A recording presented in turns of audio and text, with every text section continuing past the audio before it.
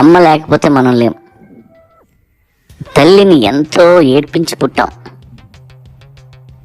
అయినా సరే పుట్టగానే మనం నవ్వితే పొంగిపోద్ది. నీకోసం తను పడ్డ కష్టాలన్నీ మర్చిపోద్ది. మొదటిసారి అమ్మ అని పిలిస్తే కరిగిపోద్ది. చూడ్డానికి ఈ బేబీలు క్యూట్గా ఉంటారు, కానీ తల్లి శరీరాన్ని నాశనం చేసేస్తారు. అంతకు ముందులా స్ట్రాంగ్గా ఉండదు తల్లి. ఒక్క డెలివరీతో బాడీ మొత్తం డెలికేట్ అయిపోద్ది. మళ్ళీ రికవర్ అంటే చాలా కష్టం. ఒక పులి తన పిల్లల్ని పెంచడానికి ఎన్ని కష్టాలు పడుతుందో వీడియో చూశాను. పిల్లల్ని ఒక చోట పెట్టి ఫుడ్ తేవడానికి అడవిలోకి వెళ్తే ఏ నక్కలు వచ్చి పిల్లల్ని తినేస్తాయో లేదా గెద్దలు వచ్చి ఎత్తుకుపోతాయో తెలియదు. ప్రతి క్షణం భయం, అనుక్షణం అలర్ట్గా ఉండాలి పిల్లలు పెంచాలంటే. మన తల్లి కూడా ఒక పులే.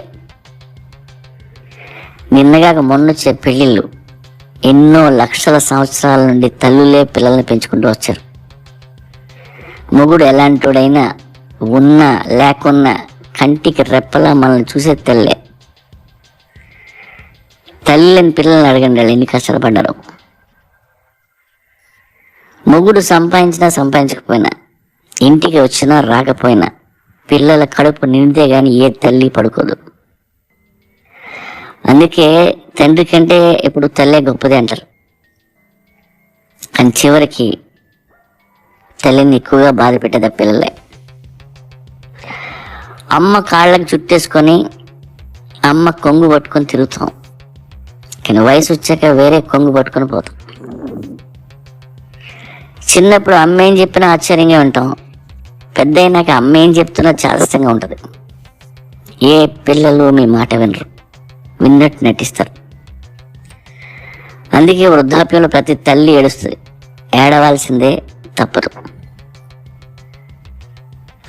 అందుకే ప్రతి తల్లికి చెప్తున్నా, వృద్ధాప్యంలో మీ పిల్లల్ని తిండి తప్ప ఏమీ అడగొద్దు. ఆశలు తగ్గించుకోండి, ఆరాటం తగ్గించుకోండి, నవ్వుతూ కనిపించండి, ఆరోగ్యం కాపాడుకోండి, వీలైతే ఒంటరిగా బ్రతకండి. ఇప్పటి నుండి ప్రిపేర్ అవ్వండి. అడ్డాల్లోనే బిడ్డలు, గడ్డాలు వచ్చినా కాదు. రెక్కలు వస్తాయి, పిట్టలు ఎగిరిపోతాయి, ఎక్కడెక్కడో గూళ్ళు కట్టుకునేవ్వండి. అడవిలో ఆ తల్లి పక్షులు ఎలా మిగిలిపోతాయో మనం అంతే. వయసు మళ్ళీ మనము పసిపిల్లల్లాగే తయారవుతాం. మోకాళ్ళు నీరసించి తప్పటడుగులు వేస్తాం. కొన్ని గుర్తుంటాయి, కొన్ని గుర్తుండవు.